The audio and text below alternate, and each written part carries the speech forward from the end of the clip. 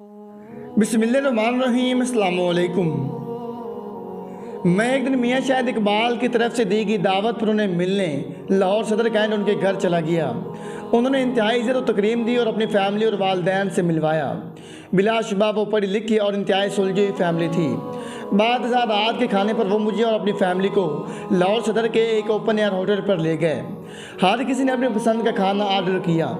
खाने का इंतज़ार करते हुए बच्चे अपनी सरगर्मी में मशगूल हो गए, जबकि मियाँ शाहिद साहब और उनकी मिसेज मुझसे गुफ्तगू करने लगे और बज़ाहिर में उनकी गुफ्तगू में शरीक था, मगर दर हकीकत में होटल पर पेश आने वाला एक दिलखराश मंजर को देख रहा था, जिसे होटल पर बैठे हुए चंद अफराद ने नज़रअंदाज कर रखा था, जबकि बाकी लोग महज तमाशे के तौर पर उसे देखकर लुत्फ़अंदोज़ हो रहे थे। मगर अफसोस, हैरत और इबरत की बात यह थी कि कोई भी शख्स इस वाक़े को बुरा नहीं कह रहा था। वाक़या कुछ यूँ था कि एक औरत जो बज़ाहिर बुरके और नकाब में मलबूस थी, वो होटल पर लोगों का बचा हुआ खाना अपने पास मौजूद एक शापर में जमा कर रही थी। मगर जो ही कोई टेबल खाली होती, लोग खाना खाकर उठते और वह औरत उस टेबल पर पड़े बर्तनों में मौजूद बाकी खाना उठाने के लिए पहुंचती तो करीब मौजूद वेटर आकर बहाने से उसके नाजुक अज़ा को छूने लगता। और ऐसा एक आध बार ना हुआ, बल्कि मेरी मौजूदगी में 3 बार टेबल खाली हुए, जिनमें से 2 पर उसके नाजुक अज़ा को छूने के बाद उसे खाना उठाने दिया गया, जबकि तीसरे टेबल पर जाने से पहले जिस वेटर ने उसके जिस्म पर अपने हाथों से हवस मिटाई, उसने तमाम जिस्म पर हाथ फेर लेने के बावजूद उसे बचा हुआ खाना ना उठाने दिया। शायद वेटर उस खातून की मजबूरी का फ़ायदा उठाना चाहता था। इसी दौरान हमारा खाना आ गया और हम सब लोग खाने में मशगूल हो गए, मगर मेरी तवज्जो का मरकज़ वो औरत और होटल का अमला रहा। मैं चाह कर भी वो खाना नहीं खा सका जो मुझे ऐसे हाथों से ला कर दिया गया था, जो हाथ एक मजबूर लाचार औरत की इज़्ज़त भरे मजमे में तार तार कर रहे थे।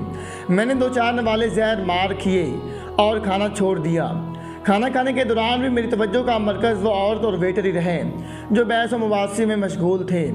मियाँ शाहिद साहब ने जो ही महसूस किया कि मैंने खाना कम खाया है, तो उन्होंने आदाब मेज़बानी निभाते हुए मुझसे खाना पसंद ना आने के मुतालिक पूछा और किसी दूसरे होटल पर खाना खाने या घर में खाना बनवा लेने की ऑफ़र दी, मगर मैंने शुक्रिया कहते हुए इनकार कर दिया और चाह कर भी ना पूछ सका। जो मंजर मैं देख रहा हूँ वही मंजर आप देख रहे हैं। इस मंजर ने मेरी भूख मिटा दी है, मगर ना जाने क्यों इतना दिलखराश मंजर आप पर कोई असर नहीं कर पाया।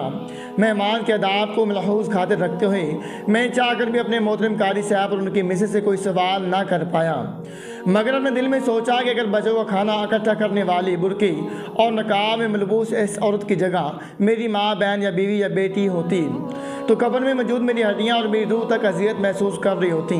दुनिया तो फिर दुनिया थी। इसी दौरान मैंने देखा कि उस वेटर और औरत की बहस इख्तिताम को पहुंची। वेटर ने अपना हाथ उस औरत के जिस्म से उठाया है और बर्तनों में मौजूद बचा हुआ खाना औरत के सामने करीब पड़े कचरे के डब्बे में डाल दिया है, मगर उस लाचार को नहीं लेने दिया, तो औरत बेबसी की तस्वीर बने फुटपाथ पर बैठ गई। हाथ में मौजूद शापर जिसमें बचा हुआ कुछ खाना जमा कर रखा है, वो शापर अपनी गोद में रख लिया और जल्द ही शापर में मौजूद खाने की गर्माहट को महसूस करते हुए खाना अपने करीब ज़मीन पर रख दिया। बाखुदा ये मंजर देखकर मेरे सचमुच के आंसू बहने लगे हैं, जिनको मैं टेबल पर मौजूद टिशू की मदद से अपने कारी साहब से छुपाने की नाकाम कोशिश करने लगा हूँ। बच्चे मुझे रोता देखकर मुस्कुराकर वालदैन से मेरे मुताल्लिक सवालात कर रहे हैं, जबकि मियाँ शाहिद साहब और उनकी मिसेज हैरान होकर मुझे देख रहे हैं और दिलासा देकर मेरी परेशानी की वजह पूछ रहे हैं। उनकी वजह पूछने पर मुझे बहुत अजीब लग रहा है कि उनके सामने कितना बड़ा जुल्म हुआ है और वो लोग इससे बेखबर हैं। खैर, उन्होंने मेरे सामने मुख्तलिफ मसाइल का जिक्र करते मुझसे पूछा क्या परेशानी है और फिर कुछ माली मदद की ऑफ़र की, जिसे मैंने फ़ौरन कबूल कर लिया। मियाँ शाहिद साहब की माली मदद की दी गई ऑफ़र मैंने फ़ौरन कबूल कर ली, इसलिए नहीं कि मेरे घर पर मेरी माँ भूखी थी, बल्कि इसलिए कि मेरे सामने मेरी नबी करीम सल्लल्लाहु अलैहि वसल्लम की उम्मती बेटी, मुझे से नाम नियाद मुसलमानों की हवस फ़कत इस बचे हुए सालन जिसमें गोश्त के नाम पर चंद हड्डियाँ और शोरबे के नाम पर गरीबी मौजूद थी, उसके लिए सह रही है, तो वो औरत कितनी मजबूर होगी। मियाँ शाहिद साहब ने इसी वक्त जेब से 3000 रुपये निकाल कर मुझे दिए। मैंने बहती आंसुओं के साथ उनका शुक्रिया अदा करते हुए पैसे पकड़ लिए, मरोतन भी इनकार नहीं किया, जबकि उनके बच्चे हैरत की तस्वीर बने मुझे अपने वाले साहब से पैसे पकड़ते हुए देख रहे थे। मैंने पैसे पकड़कर जेब में डाले। वेटर बिल लेने के लिए पहुंचा तो मैंने उसे बच्चों को खाना पैक करने के लिए कहा। जो ही वो पैक करके खाना लाया, मैं मियाँ शाहिद साहब के हमरा टेबल से उठा और उसी खातून की जानिब चल दिया जो बुरके में बैठी हुई हमारा टेबल खाली होने का इंतज़ार कर रही थी। मगर जो ही हमने बकिया खाना पार्सल करवाया तो हमसे नाउमीद होकर उस नजरें दूसरी टेबल पर जमा ली। मियाँ शाह साहब, उनकी बीवी और बच्चे इस खातून के पास पहुंचे। हमें करीब खड़े हो देखकर वो औरत भी खड़ी हो गई। मैंने इंतहाई शफ़क़त से उसके सर पर हाथ फेरा। पहले शायद वो मुझे भी होटल के अमले वाला समझी और उसने आंखें बंद कर ली ताकि मैं भी अपनी हवस मिटा लूँ।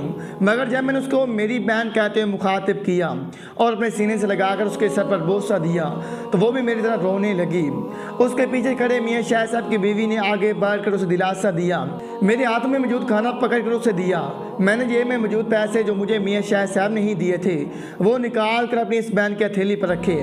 मेरे बाद में मियाँ शाह साहब ने खुद भी उस खातून की मदद की, उसे अपना विजिटिंग कार्ड दिया और हर किस्म के तावन की यकीन दहानी करवाने के बाद उसे अपने साथ गाड़ी में बिठाया और गाज़ियाबाद के उसके घर करीब उतार दिया।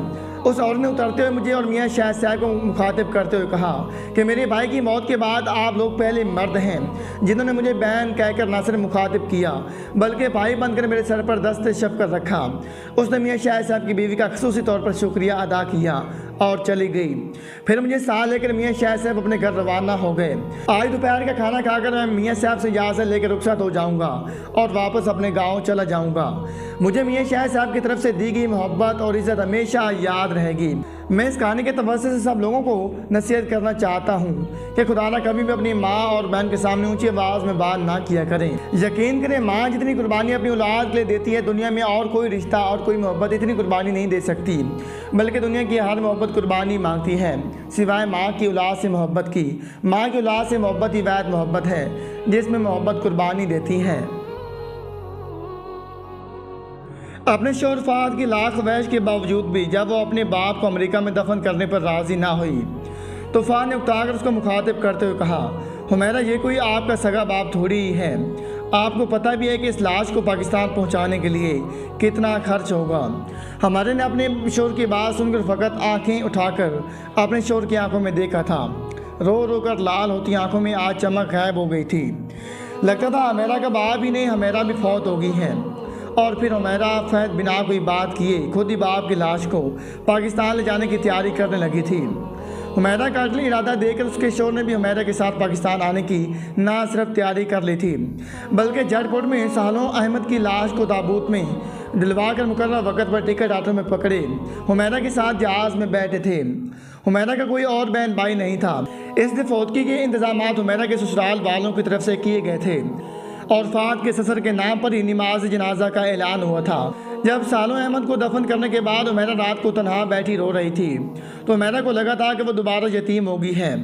हुमैरा का ताल्लुक पाकिस्तान के शहर कराची के इलाके नाज़म आबाद से था। उसके वालिद साहब उसके बचपन में ही बत्ता न देने की वजह से कत्ल हो गए थे। हुमैरा की मां ने उसकी परवरिश का जिम्मा उठाया, मगर एक ट्रैफिक हादसे में उनकी आंखों की बेनाई भी जाती रही, जिसके बाद उसकी किफ़ालत का ये सारा भी छिन गया तो उसने खुद कफील बनकर अपनी मां के लिए रिज़्क ढूंढना शुरू कर दिया। हुमैरा कराची की मार्केटों से गंदा और ख़राब फ्रूट चुन कर लाती, उसमें सही सी फ्रूट काट कर अलग करती और इस फ्रूट से अपना और अपनी माँ का पेट भरकर भूख मिटाती। जब हुमैरा अक्सर मार्केट में फ्रूट चुनती नजर आने लगी तो एक बुजुर्ग रेडी वाले ने हुमैरा की ज़रूरत के मुताबिक हुमैरा को न सिर्फ मुफ्त फ्रूट देना शुरू कर दिया बल्कि हुमैरा को दोबारा तालीम दिलवाने और अपनी कमाई में से हुमैरा के घर के अखराजात पूरे करने की भी जिम्मेदारी उठा ली। इस रेडी वाले रहमदिल इंसान का नाम सालिह था। सालिह की अपनी कोई औलाद नहीं थी, उसकी बीवी फौत हो चुकी थी। उसने हुमैरा को अपनी औलाद मान लिया था। हुमैरा की मां शुगर की मरीज़ा हो गई और हुमैरा को एहसास तब हुआ जब हुमैरा की मां की शुगर फट गई। हुमैरा के देखते देखते हुमैरा की मां भी मनो मिट्टी तले जा सोई, मगर सालों ने हुमैरा को इस दुख से निकलने में भरपूर मदद दी। सालों ने हुमैरा को हुमैरा की मर्ज़ी के इरादों में तालीम दिलवाई। हुमैरा ने पाकिस्तान में MBA किया और फिर स्कॉलरशिप के ज़रिए अमेरिका चली गई। अमेरिका की बेहतरीन यूनिवर्सिटी से चार्टर्ड अकाउंटेंट बनी और वहीं जॉब शुरू कर दी। वहाँ जब कराची के एक लड़के फ़ान ने हुमैरा को प्रपोज़ किया जो किसी अस्पताल में डॉक्टर थे तो हुमैरा ने कहा कि वो सालों की मर्ज़ी से शादी करेंगे, क्योंकि सालों ने हुमैरा को सगी औलाद की तरह रखा है और हुमैरा भी उसे अपने बाप की तरह समझती है। यूँ जब सालों से हुमैरा का हाथ मांगा गया तो हुमैरा ने पहली बार सालों को फ़ोन पर रोते हुए देखा। सालों ने हुमैरा की मर्ज़ी पूछी और फिर अपने तौर पर ताक़ीक़ के बाद हाँ कह दी। फ़ाद और हुमैरा की शादी पाकिस्तान में ही हुई थी। सालों ने हुमैरा को अपने घर से अपनी बेटी बनाकर बहते आंसुओं के साथ रुखसत किया था। शादी के बाद जब हुमैरा दोबारा अमेरिका गई तो उसने आला अहदेदारों की मदद से सालों को भी अमेरिका बुलवा लिया। हुमैरा ने अपने शौहर को सालों के मुतालिक सब कुछ सच बता दिया। सालों ने ये वसीयत की थी कि उसे पाकिस्तान में ही दफन किया जाए और हुमैरा से अल्तिजा की थी, बेटा मुझे दुआओं में याद रखना। आज जब सालों फौत हो गया था तो फात लाख कोशिशों के बाद भी हुमैरा को मेद पाकिस्तान ले जाने से नहीं रोक पाया था, तो मजबूरन खुद भी साथ आया था। फात के मुंह से निकले हुए अल्फाज हुमैरा को अभी तक तकलीफ में मुब्तला किए हुए थे कि ये तुम्हारा बाप तो नहीं है ना। रात की जब देर तक हुमैरा ने फात से काम के अलावा कोई ख़ास बात नहीं की तो फात को अपनी गलती और हुमैरा की तनाई का एहसास हो गया। उसने हुमैरा से माफ़ी मांगी और बेहतरीन अंदाज में हुमैरा की दिलजोई की। आज सालों का 40वां होने के बाद हुमैरा ने 40 ख़ानदानों को छोटे छोटे कारोबार बना कर दिए हैं और दिल में इसका सवाब सालों मरहूम को पहुँचाने की नीयत करके अपने शौहर के साथ इस शर्त पर वापस अमेरिका आ गई कि वो हर साल सालों की कब्र पर पाकिस्तान आएगी और उसे सालों के कदमों में दफन किया जाएगा।